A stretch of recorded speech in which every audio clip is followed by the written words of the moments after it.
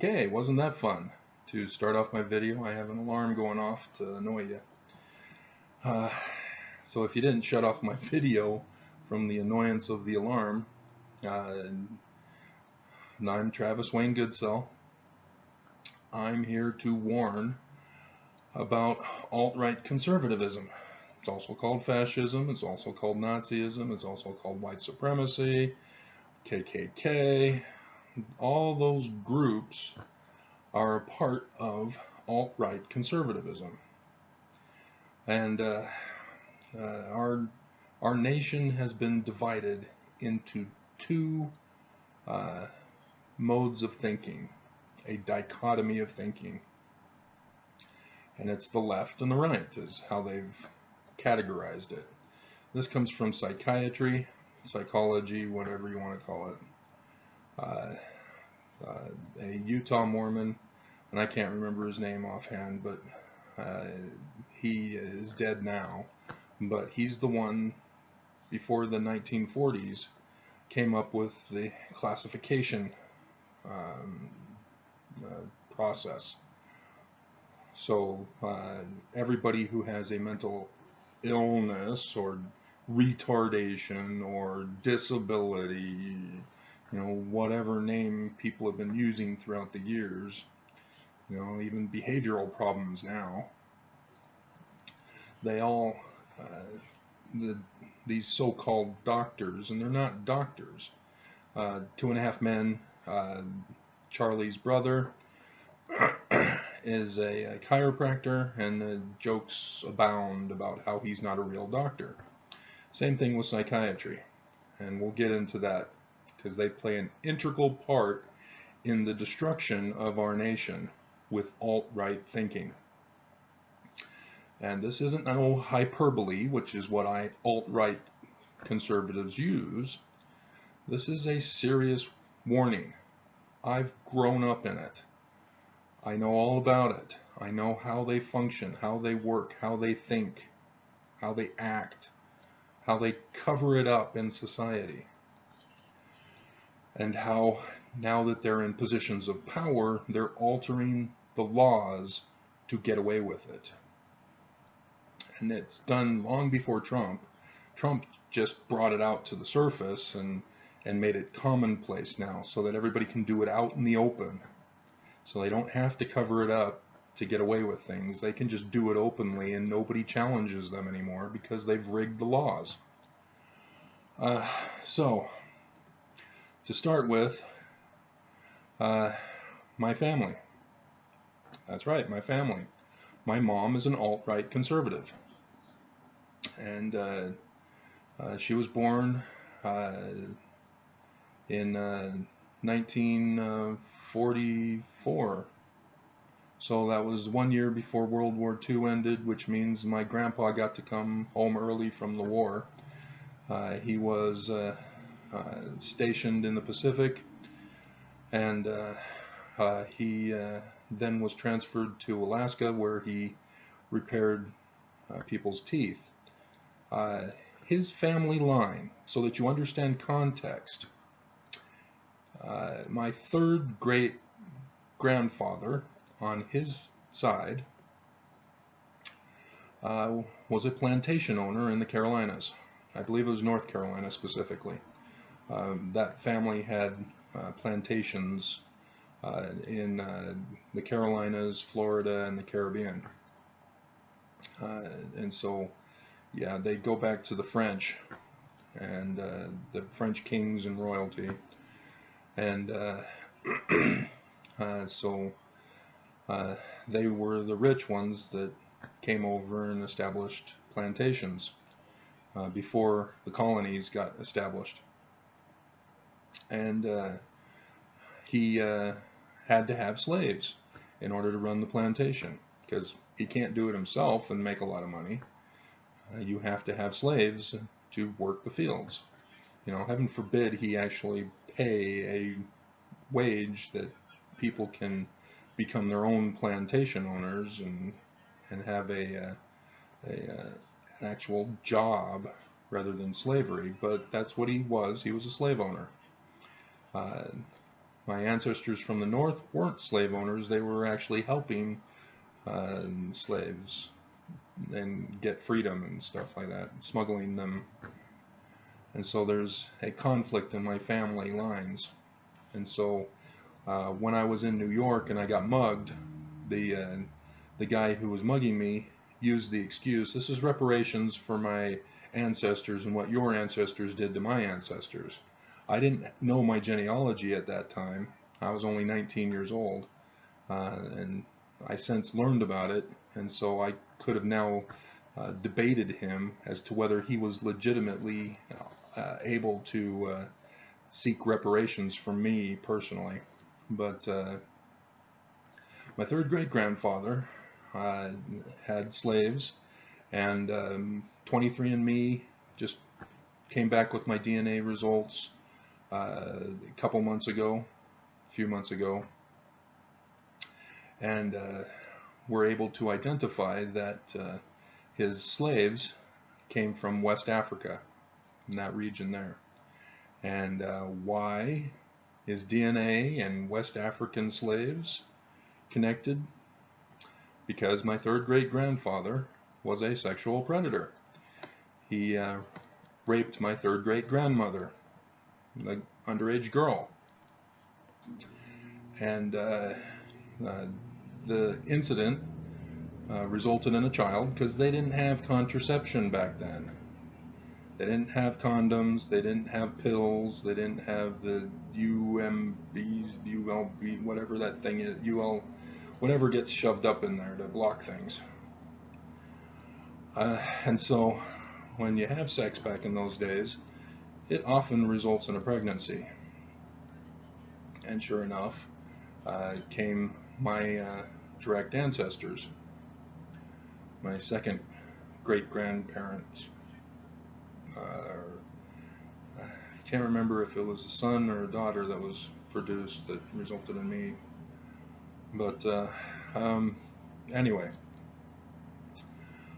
so yeah, and it was kept a family secret, and so I didn't know about it until after 19, and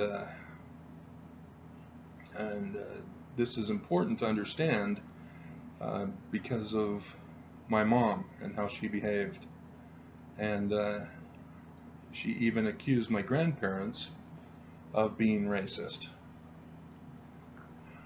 And so it's kind of weird that she would consider her parents racist when she herself was also racist, and that all of them are racist even though we have a mixed race family lineage.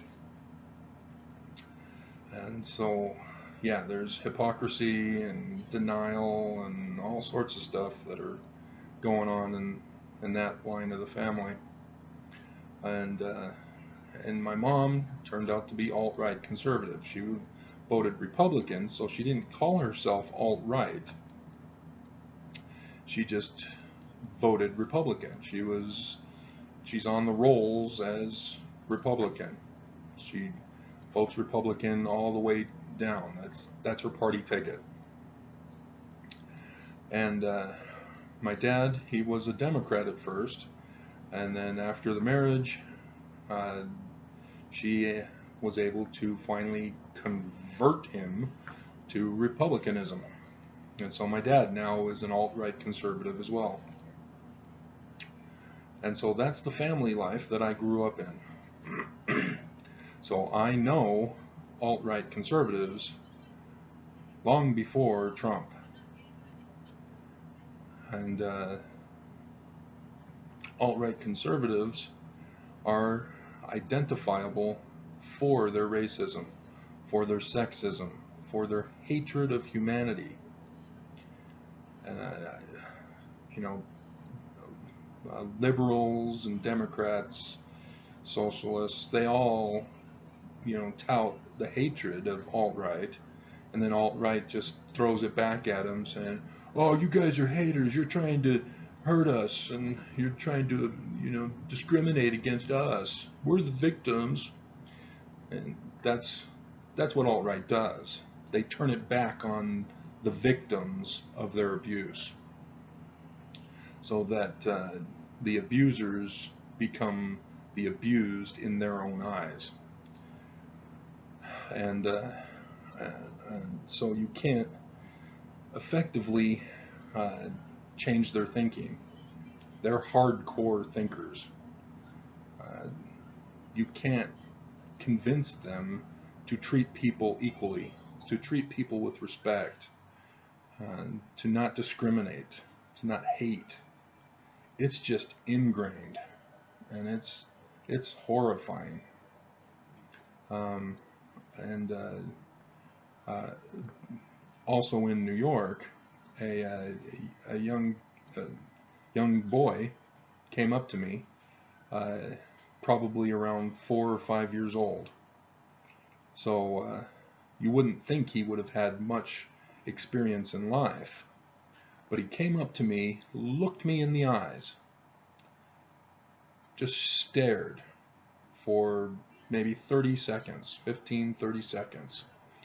And we just stared back and forth at each other. I smiled, and I may have said hi, but then he spoke and said, "You have devil eyes," and then turned and ran away. So yes, he was a black kid. My third great grandmother was a black African slave, and I've been cleansed, as alt-rights call it, so that you can't tell that I have black heritage anymore. Black hair and other DNA traits, my teeth. My grandpa, as a dentist, joined them together, but I had the gap,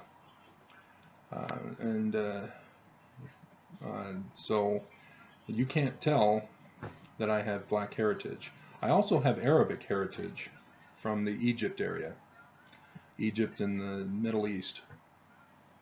We come from the sultans and sheiks of the Arabs through that similar line.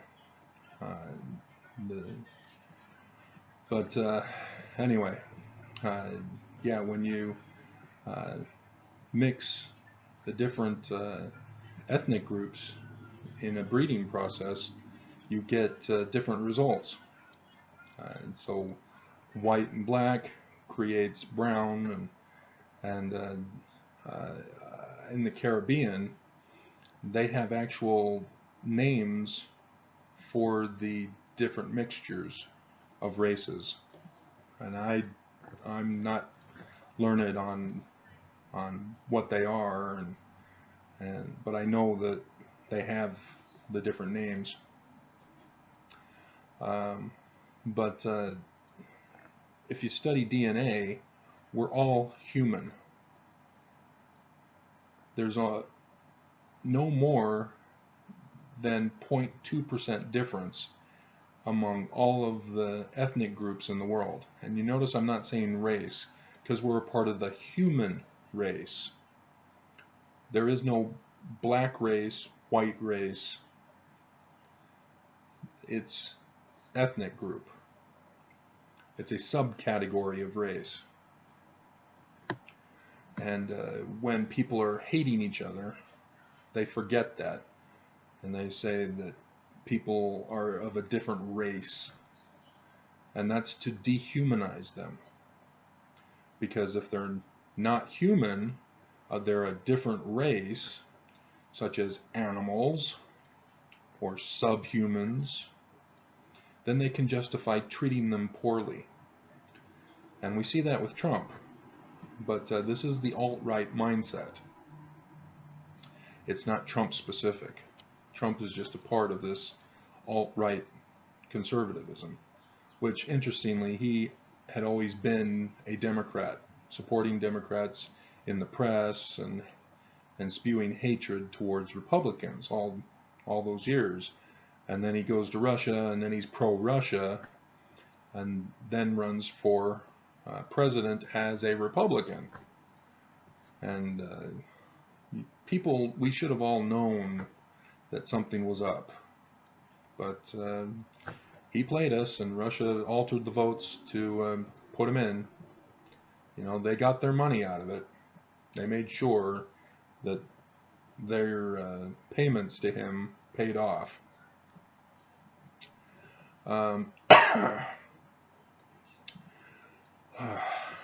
Yeah, I started my morning run after all these times, and I'll get into it. I'll have to take a pause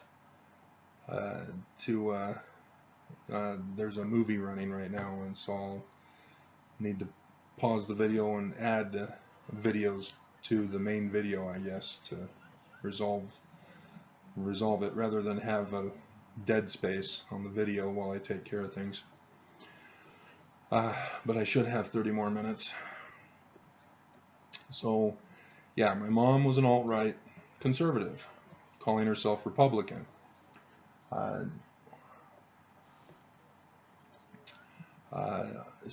I'll get into the religious part in just a second here, but some of the thinking of my mom was control, depriving me of agency. She didn't teach me how to learn for myself. She didn't teach me how to get by in society, how to perform in society. It was all about controlling behavior. You know, I'm a kid. You can't have a kid running wild in the house, so you got to utilize tactics to control their behavior. And if, you know, as a rebellious child, she couldn't always control my behavior, and so it was common for me to get kicked out of the house to go play in the yard, to go run out and get tired, and so that when I come back in, I'm behaviorally controlled. This is the alt-right manner of taking care of kids. Control. Containing and controlling. And that's their thinking, is that that's the best way to handle kids, you know, because they grow up disciplined, and so they don't cause problems in society, so they think. And that's a militaristic method as well. Rich parents will send their kids to military school so that the kids can be controlled and disciplined. And that's why I'm anti-military, because military is an alt-right conservative organization. If you have a military defending your nation, you don't need to utilize alt-right techniques.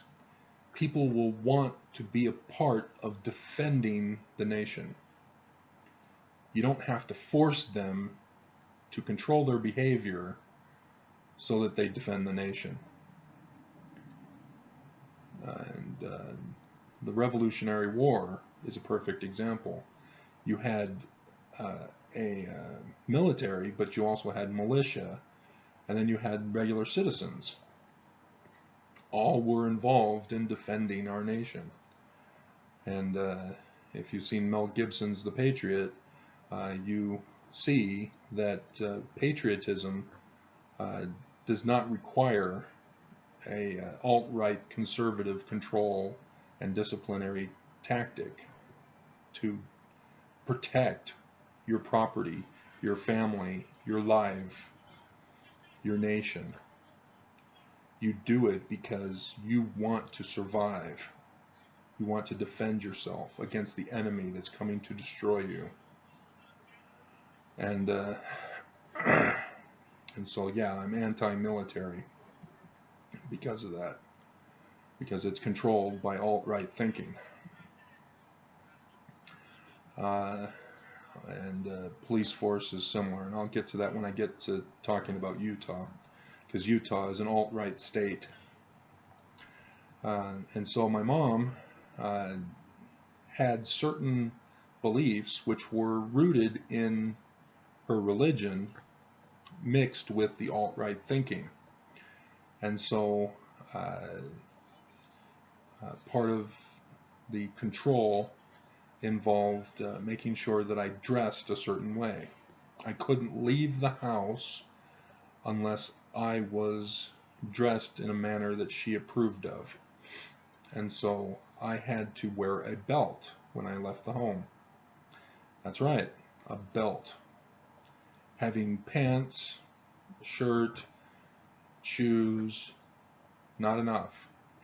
I had to have a belt. And she was serious about this. She actually believed I was naked if I left the house without a belt. And I was a smart kid. I was able to debate without ever being taught how to debate. I knew how to argue a case just because of logic. You know, my mom argued by common sense. And common sense is not accurate because the majority can actually be wrong on many occasions. That's what common sense is the majority opinion. And I learned right away that the majority opinion does not make right. And that's what alt-right claim is democracy. They don't want a constitutional republic. They want a majority of thinkers like them to control other people so that democracy rules and suppresses the minority. And so that's why alt-right seeks for power and domination, is so that they can claim democracy and enforce democracy upon those they hate, the minority. And I've discussed the differences between the political or the governmental systems elsewhere, so you can look those up. But that's the thinking, is they claim democracy, but what they're really talking about is them winning. You saw that with Republicans as Kavanaugh interviewed for a position as the Supreme Court Justice. You know, we don't go in for a job interview and our boss, you know, claims they won when we get hired. They don't do that. We can claim that, yes, I won over all the other applicants, but your boss never claims that they won by getting you. You applied just like everybody else. They could choose you easily with no problem. So there's no winning for them. You know, it's and to hear the Republican senators, you know, cheering, "We won." It's just, it's absurd. But that's the alt-right thinking. When they get what they want, they consider it a win. And they're in the majority.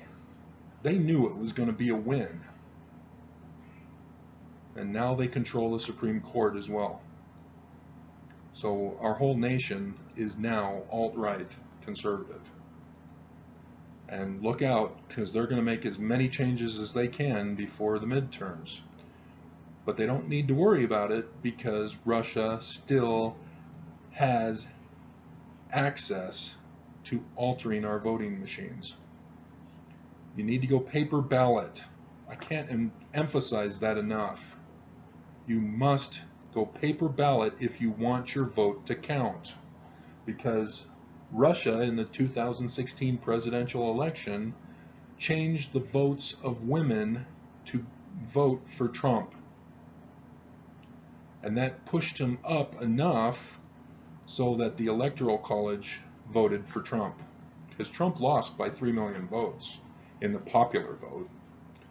But the alt-right rigged gerrymandered the counties in each state so that Trump ended up winning. It was a big conspiracy that we have yet to fully understand. But that's part of it, is covering it all up. So that's my mom. That's her thinking, is that she wins when she controls her kids' behavior. And we were. Everybody saw uh, how we behaved in public, and were very surprised about how well disciplined we were as little kids. My mom had 4 babies uh, within 5 years, four, uh, five, 4 or 5 years. So by the time I was in kindergarten, my mom had 4 kids, and so by the fourth kid, I, definitely had to be out of diapers, and I had been for some time. I'm not sure exactly when, but so kids under 5, and there my mom is going to church while my dad was involved in whatever assignment he was in the church, and then my mom was sitting with us kids all by herself, and then she was a woman's president in the church, and so she had to take all of us kids to the woman's meeting at church, and we all sat, behaved, and so we were the perfect family in the eyes of everybody else, not knowing of the darkness that controlled our lives. And to understand the effects of the alt-right conservative effect, my brother, see, I rebelled. I didn't like to be controlled. I didn't like not being able to do what I wanted to do. My mom had set this up, not realizing the consequences of this. And alt-rights don't see the consequences of what they do. When you train people to be educated by the TV, when they grow up and they're still watching TV, it's for education. It's not for entertainment. Because my first TV experience was Sesame Street, which came out in '71, and so it was an educational program set to Muppet characters in an entertainment method, and so I was being educated, taught how to read and write, and my alphabet, counting, numbers, all there on Sesame Street. And my mom just dumped me in front of the TV so that I wasn't a problem and a bother to her, while she had to take care of my brother, who had colic or some other problem where he was crying all the time. But my brother was a submissive boy, and still is submissive to this day. He would try to exert freedom, but was instantly suppressed so that he couldn't express freedom. And so he became a mama's boy, and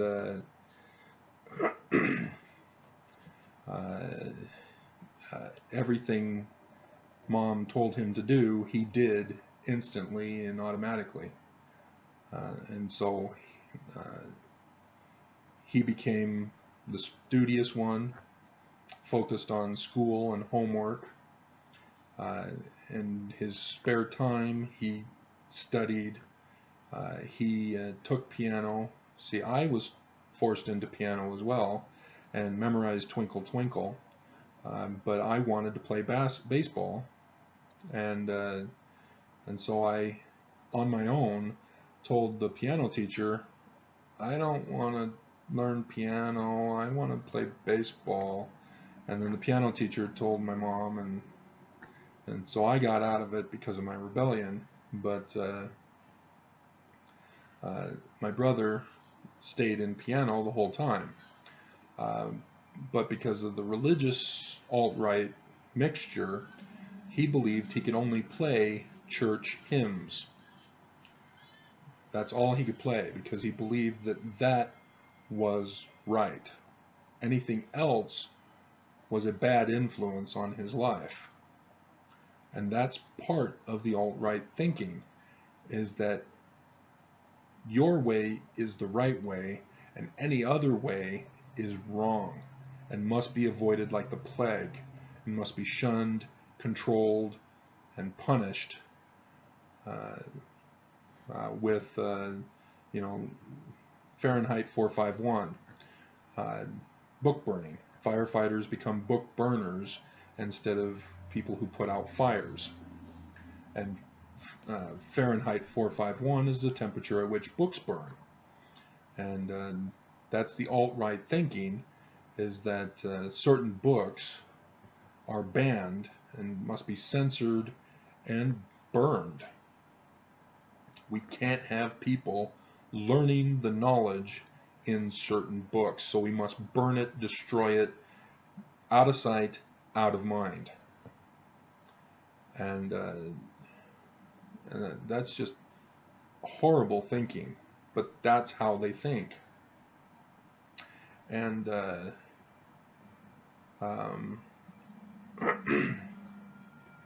that was my mom. So we couldn't have just any books to read. Obviously whatever the school provided us to read, we had to do that. But what my mom provided for us to read was under her approval. And it looks like I might have to take a stop here. That's 30 minutes, so that's fine.